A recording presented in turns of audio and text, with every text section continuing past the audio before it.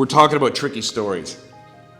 And so if you're online right now, I want you to pause, and I'm going to give you the assignment I just gave everybody here. That we're going to go through the answers.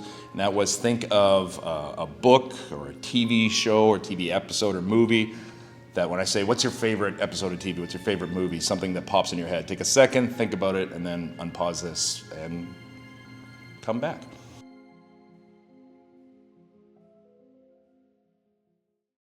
So we had quite a wide variety of answers. Avatar, displaying in beautiful cinematic form what could be the greed of the human species. I was surprised that one was considered positive, but you're absolutely right. All in the Family. I was wondering if like All in the Family or maybe MASH was going to land, but All in the Family, Archie Bunker.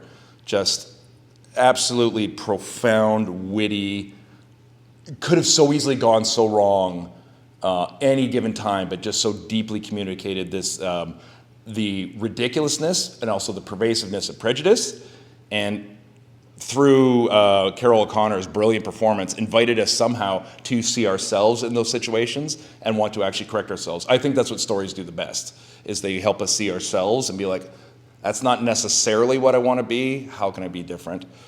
Constantine, I mean, just a classic. I mean, who doesn't love Keanu Reeves? Classic good versus evil. Spiritual battle, reminding us of the dark forces that are very much alive. What was the Jesse Owens one called again? Grace? Grace.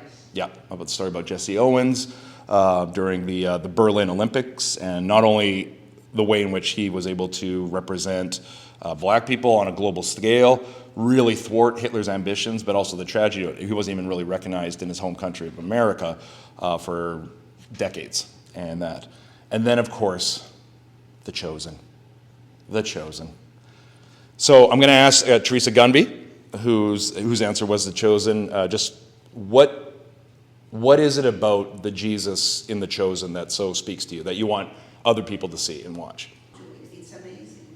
So if you weren't able to hear that, yeah, just probably the most reverent and fun expression of Jesus, humanity, that makes us feel closer. And I remember in the first season, they're in Samaria, and they're going to go stay at the woman who Jesus met at the well, who had been married.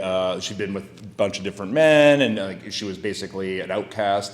And there's a wonderful few episodes where they talk about how he engages with her just equally and all these different things. And then they go to the house, and they're going to sleep over, and he's there with his disciples who are very scandalized that they're in Samaria. And then the man she's with is very stoic. He's letting these men stay there, and he's kind of impressed by Jesus, but he's not sort of letting it show. He's like, there's rooms for everyone. He's like, and my mother-in-law's room was right up there, but I'll warn you that it's haunted. And they were walking in. Jesus is like, ooh, I'll sleep in that one. And I just like that, even just that little kind of like joke. And he sort of pats the guy on the shoulder and walks in. I'm like, yeah, you're right. It provides what I've taken from scriptures as a very human being. In many ways, the human being. But the power doesn't come from the British trained, all-knowing. Like, none of us can relate to that. We have moments where we feel powerful, but for the vast majority of it's not. Having somebody be very human, tired, frustrated, funny, is so compelling. We're always drawn to characters that we can see ourselves in, for good and for ill, that we can be inspired by the profound obstacles in their way. We want to emulate that. We want to see the complexity of these stories. We want to see the vulnerability of our heroes. We want our villains to be villains. But let's be honest, the best stories have complex villains that sometimes you can even see yourself in them and their motivations. And it reminds us of this great human condition. Hebrews wraps us up by showing us the profound divinity of Jesus, that these stories that tie us to him result in his death, his resurrection, his ascension to the right hand of God the Father Almighty, using all these temple metaphors to remind us that this is a person who saved everyone, this is the one who creates the universe, and this is one whose family we are in because we are saved by him. So that in some ways is the end. This is the sum total of our faith. What that looks like, how we get there, is open to a variety of different interpretations and a variety of different experiences. And that is something Christians need to constantly remember, because our gospel story is a tricky one. And the reason why I wanted to bring Job in for the reading, so thank you, Marty, very much for reading that, is Job, despite where it lands in the order of the table of contents. We know we have Genesis, Exodus, Leviticus, Numbers, Deuteronomy, it goes on from that. But Job is, most biblical scholars would agree, the oldest of the manuscripts that we have. This is an ancient story. Thousands and thousands of years old. It is very, very old. And the forms we have of it point to it being even older. This is a very well-known ancient human story, and at its heart, Job is as challenging today as it was in the thousands of years ago when it first came out, because it speaks to a very human experience. Why does it feel like God is against me? Why do I feel like a wager is something happening up there and it's a roll of the dice, something I have no control over, and yet I have to deal with the consequences of? Job is a good man. He's a successful man. He's a family man. He's a generous man, and loses everything, including his children, including every possible thing, down to the point, and if anybody's ever had allergic reactions, I have had most of my life with skin hives and whatnot, the description of breaking off the shard of the pottery and scratching his arms, that speaks to me. I know what it feels like to be so itchy, you just want to scratch your skin off. That actually is one of those images in the Bible I'm like, can relate. And Job's story is one of abandonment, of torture, of punishment for nothing that he did wrong. Friends come to him and they give the same old arguments all of us always give. What did you do? Stuff like this doesn't just happen. What's your responsibility in this? And Job says, I don't know. I swear I'm not lying. There's no point in me lying. I've lost everything. I can't think of something I did that would offend God like this. As Marty read out there too, even his wife's like, you know what? Just curse God and die. Everything's gone. He's like, don't be foolish. Are we supposed to ignore God in the good and the bad? So when God gives us something good, yay, it's all us. And when God gives us something bad, oh, that's all God's fault? Sure, right? But again, and this is where a lot of Christian teaching sort of lands on this, like, who are you to challenge the will of God? And I agree with that. But it always plays out human to human as the same things his friends did. What did you do? Things like this don't just happen. Brothers, sisters, online and in community here, of course things like that happen. This is a powerful story. Stories that defy simple categorization actually speak to us. It is very easy, and people have done it very successfully, to cast Jesus very divine. It's fine. We can quote the scriptures, he can have the big booming voice, and we can be inspired. This is our God in human form. And the crucifixion happens, and we can be like, ooh. But there's something else that happens when we see Jesus as human, when we see ourselves in Jesus, which is exactly what Christians are supposed to do. It's where we get the name from. We're supposed to be little Christs. So seeing the humor, seeing the vulnerability, seeing the anger and the frustration and the sadness, and still operating all of that reminds us that all elements of our lives can and should be and are touched by the divine. But good stories leave us scratching our heads. They almost prevent us from putting a bow on it and wrapping it up. I like when a story ends. We like when they get wrapped up. It gives us a sense that this has been complete. And that's fine. But truly great stories live on past the closing of the book, the ending of the episode, or the final credits of the movie. They challenge us. They make us think. And one of the sad things of really the modern Western Christianity is we took this collection of complicated, complex stories that defy categorization, and we forced categories on them.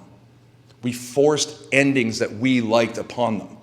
We made them make sense in ways that make sense to us, which usually meant, what is the moral? What is the moral of this story? What is the moral of this story?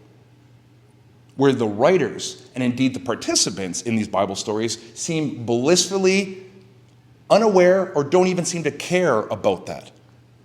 They allow the Spirit to talk to the audience, to let the Spirit reveal When am I being like Archie Bunker? When am I being like Archie Bunker in a good way? Because Archie Bunker, the reason why he lasted so long, he had amazing redeeming qualities, right? He could take you right to the edge of like, ooh, is this even a person I can be on side with? And then he would come back with a moment of profound epiphany. Remember when his friend died, he had to do the eulogy, and he found out he was Jewish? And he stands up there, and it's a beautiful television moment. Forgive for the younger people who don't know this, but look it up. Archie Bunker eulogy. And remember, he has that moment where he's just forced to confront that he's prejudiced against Jewish people. And maybe that's why his friend who he worked with, whom he loved and admired, never felt comfortable to tell him that. And he couldn't help but recognize his own culpability. That's a redeeming characteristic. That's a human story that ties us in. The story of Canada in this day and age is a very interesting story. And I'm inviting this community as we go forward to explore the stories, to explore and tell ourselves the stories. What is it about a human Jesus that is so fresh and appealing? Because it is connected to the story. It is connected to the Bible. So what is it that is in Teresa Gumby, and indeed any of us, myself included, watched it, that resonate with this so deeply? What is it we feel like we've been lacking or we weren't able to understand? What is it about a true story that so appeals to Sharon, especially a story like this that is both triumphant and depressing? Why is George enamored of a story that beautifully tells what can be seen as a real dark side of us as a species? These all say things about us. They show us where our character lies. And I challenge us as we go into these unsure days of the 21st century in Canada, what is the story of Mountsburg Baptist Church? What is the story of Westover Baptist Church? How do we see ourselves fitting in the larger scope of this nation and, more importantly, this faith? Because Teresa and I were talking at the beginning, the amount of things some of you have lived to see in your lifetime is truly staggering. The ways in which this world, it seems to have 180'd, down, up, whatever. It's truly profound. So rather than trying to find what is our touchdown, what is the thing we're trying to do, what are the stories we're trying to tell? Who do we really think we are as individuals, but as your spiritual leader, who are we as a family, as a community, as people trying to embody the Jesus event? Because in conclusion, we are about to celebrate communion in a moment. And communion, we do this regularly, and sometimes the oomph of it is lost in us. Because talk about vulnerable, talk about a human Jesus. This is a Jesus who experienced death. The thing that hangs over all of us and works in all of us in a variety of different forms. That scares us, that feeds our insecurities, and most importantly, feeds our question of, when my time comes, will I have mattered? Do I matter? The gospel is a multiple level, deep story who, as the author of Hebrews points out, because of the actions and the love of Jesus, says, you matter more than you can possibly imagine. You have been granted access to the very throne room of the one who created the universe, created meaning in the universe, and created you. And in case you doubt the sincerity of my words, the author of Hebrews says, remember, by calling you sons, by calling you daughters, he's called you into his family. And you were loved as a family member. We will, in the backdrop of Constantine, why movies like that are so popular, it's not just how dreamy Keanu Reeves is, but it plays very viscerally, very publicly, on a sense that we all have that this world is full of powerful darkness. But we also get the sense that there is light fighting against it. And we try to align ourselves with the light. And we take hits, and we experience death. And our stories, like the stories of the Jewish people escaping Egypt, are invited by God to find newer and fuller meaning in Jesus. We celebrate this as our escape from slavery, but now I tell you, when you do this in memory of me. This is my body broken for you. This is not just bread that symbolizes escape from Egypt. This is not just wine that we celebrate at the end. It's also my blood poured out for you, so that this story leads to a place where you can go, ah. It will wrap up beautifully. The morals of the story remain open for interpretation.